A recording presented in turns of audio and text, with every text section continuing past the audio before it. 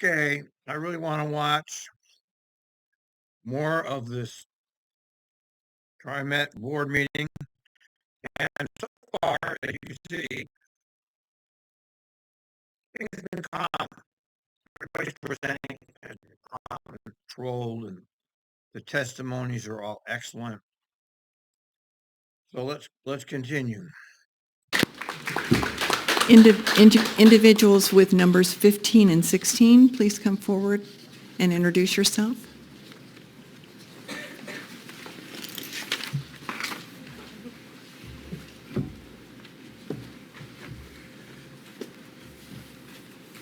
Good morning.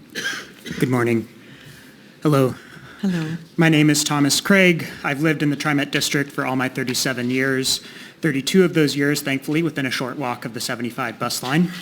I'm here today to urge you to vote against Ordinance 374, the fare increase. You are in positions of leadership.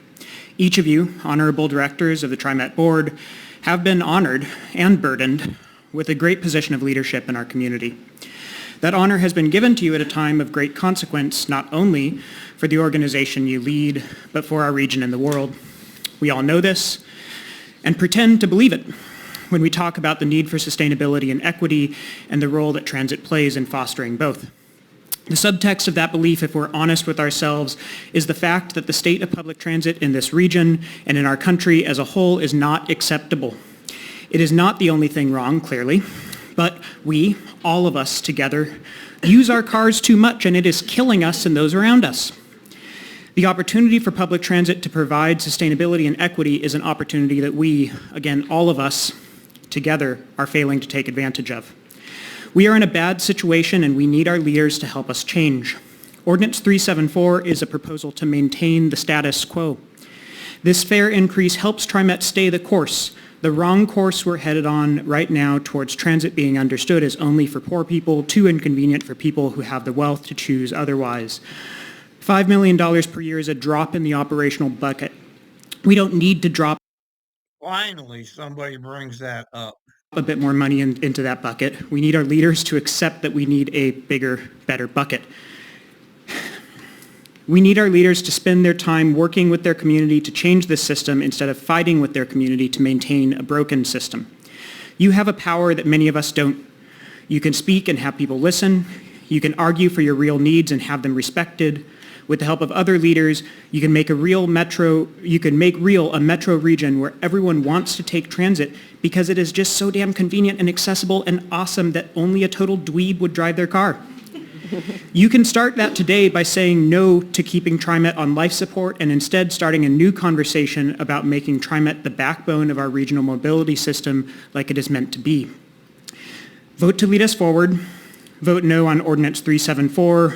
And then tomorrow, vote with the voice you've been given in every venue you can to find the new long-term, multi-billion-dollar operational, and because I have 30 seconds, I'm going to say that word again, operational investments we need to accomplish the goals we all have.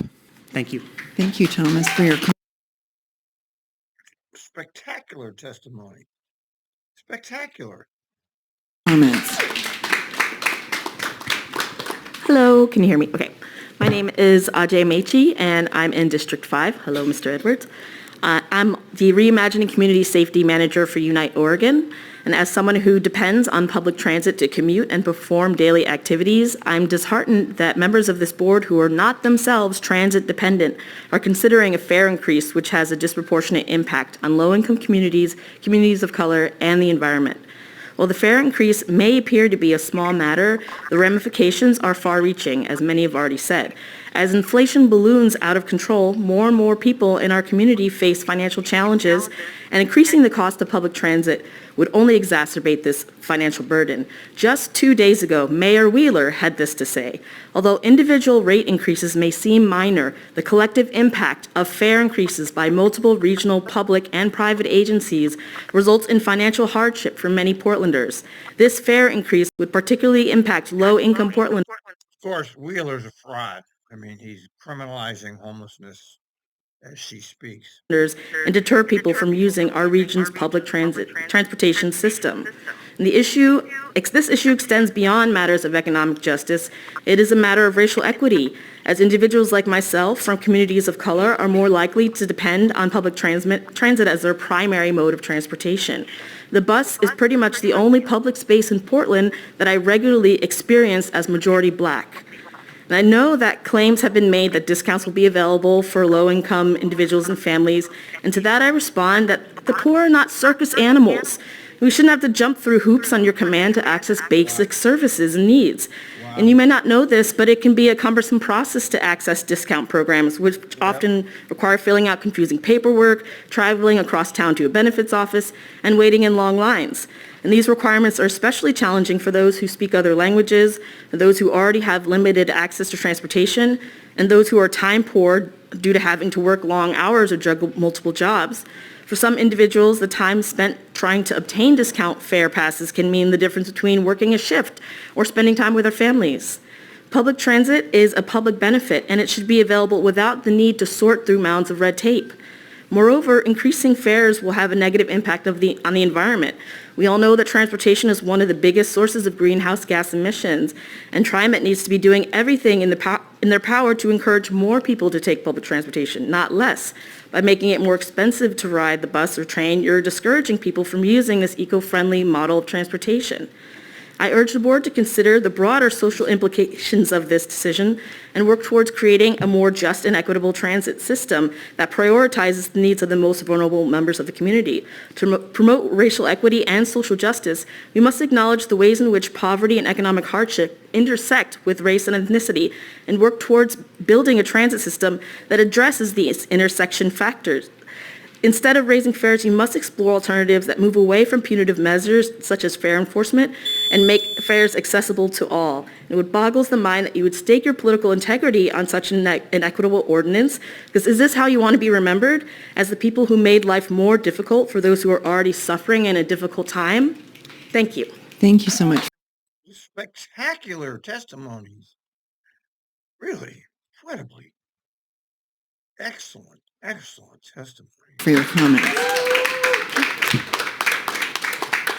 Individuals with numbers 17 and 18, please come forward and introduce yourself, please.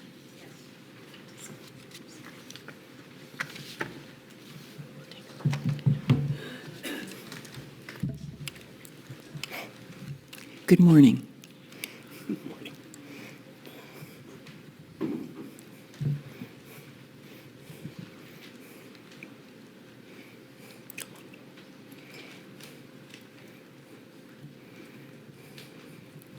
Okay, good morning, TRIMET Board of Directors.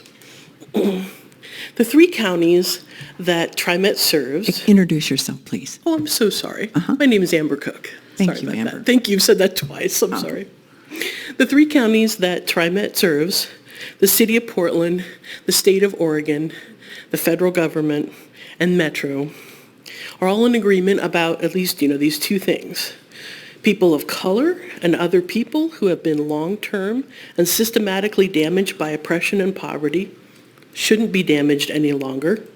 And climate change needs to be reversed by things like cutting carbon emission, reducing pollution, and moving quickly away from the use of fossil fuels, which here means more people using public transportation. So, for example, the Portland City Council declaring a climate emergency and setting up a We Must Act Now work plan, to restore a safe climate for all Portlanders, centering the needs and priorities of Black and Indigenous communities, people experiencing low income, who are most at risk and vulnerable to the impacts of climate change. And as you know, yesterday our mayor publicly asked you to vote no and to seek alternate solutions, just like we all are. Do you want to be part of restoring environmental justice, or are you still on the side of damaging those already damaged the most? Are you going to be part of reversing racism and climate change? What will your legacy be, right now, the board of directors here for TriMet? Like, we took the easy way out, we just elected to charge more for bus tickets because we couldn't think of anything else to do and try. Hey, we don't mind our fellow Oregonians becoming unable to afford the bus and therefore unable to get to work and are forcing more Portlanders and Greshamites, etc., to become homeless. We're okay with making it so that less people can ride public transport, so services will have to be further reduced and more people will have to drive, so pollution and traffic continues to go up, up, up, and health and quality of life continues to go down, down, down. Or are you going to do something smart, innovative, and beneficial for all those that you serve?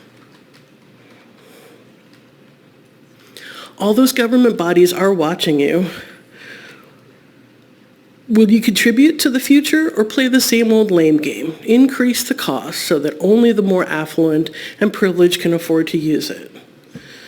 As far as we can see, Metro's coming for you to make TriMet run by the people it serves. So if you vote to raise fares today, we will work until this justice is reversed and the board is restructured to be filled with people who will make the effort to make the difference. Thank you.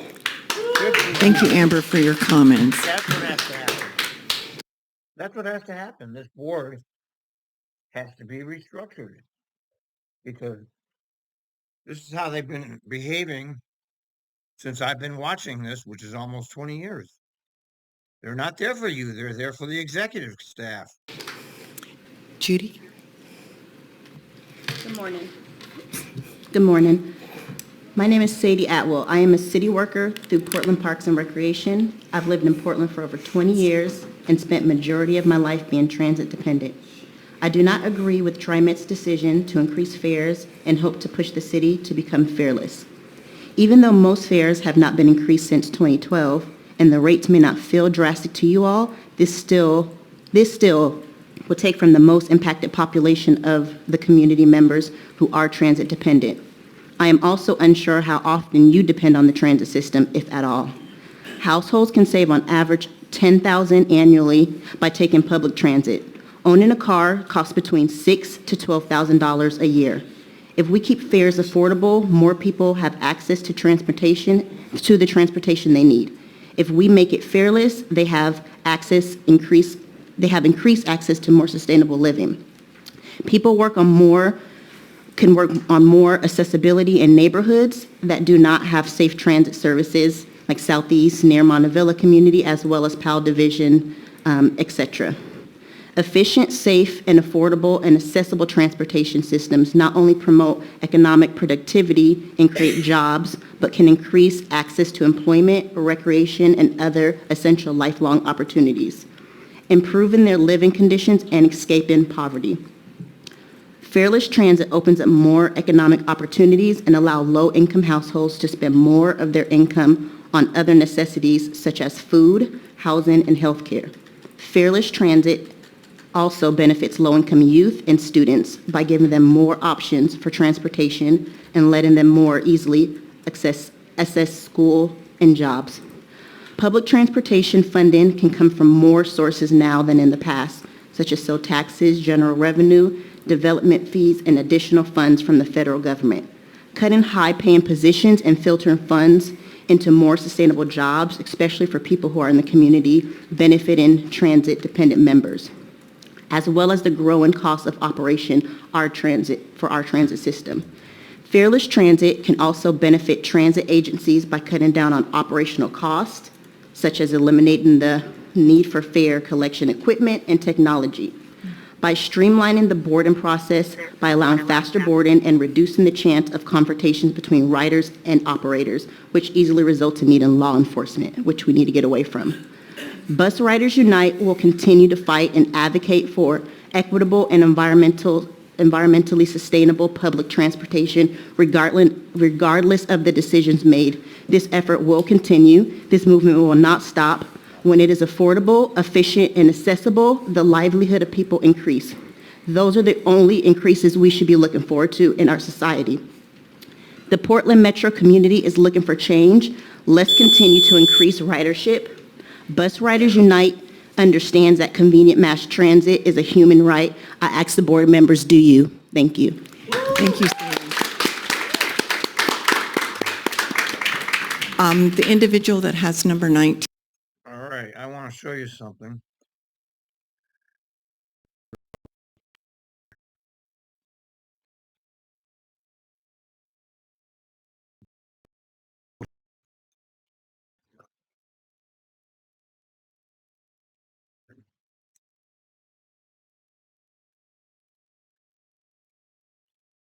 And so Ozzy, he's still pushing this. He's still saying, can you read it?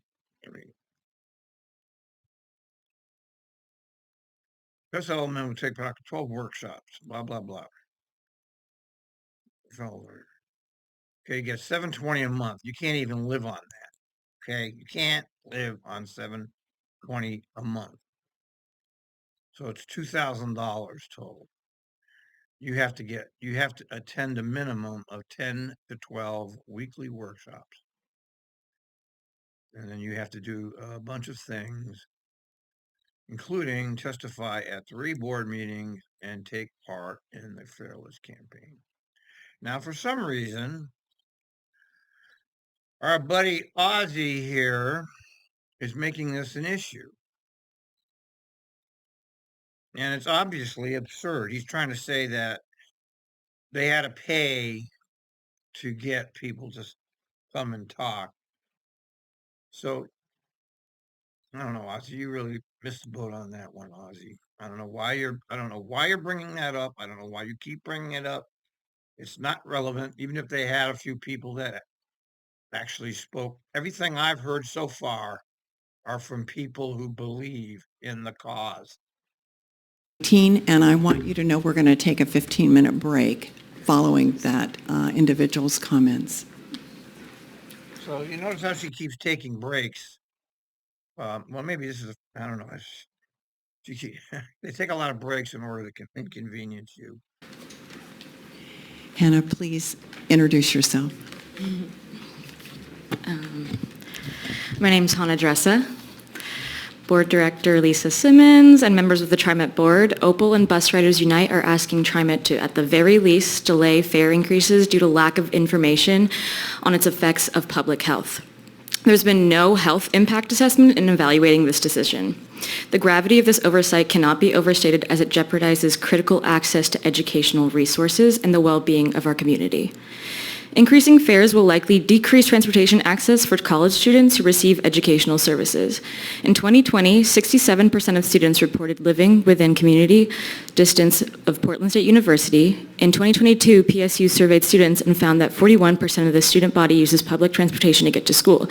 And we just had those 2 lovely international students from PSU kind of just detailing the survey work that they were doing, noticing like the public transportation that the students are taking there. So that's kind of the work that I was hoping that you guys would be doing. Research consistently highlights the interconnection between education and health outcomes. Working to make ends meet can affect academic performance and mental health of students, leading them to drop out. Students who drop out are less likely to return and finish their education, which is an important determinant of health and wealth throughout their lives. While PSU and other colleges offer mental health services, these are health interventions that can be prevented by maintaining a stable quality of life for students. TRIMET plays a critical role in keeping students in school and should not cause further stress on students by increasing fares. As critical stakeholders in this decision, students were not critical stakeholders engaged in public outreach, with the majority of those surveyed being middle-aged adults. Looking into how transit and fare increases impact students would be critical to making strong regional connections between health, education, and transportation. For example, a health impact assessment of providing free transit passes to students in Los Angeles County revealed multiple potential benefits. They took a comprehensive approach that considered the connectedness of transportation to education and health. The assessment identified providing free transit passes could significantly increase school attendance by removing barriers to regular attendance. Also, the assessment highlighted the potential to decrease contact between students and the juvenile justice system by reducing fare evasion citations.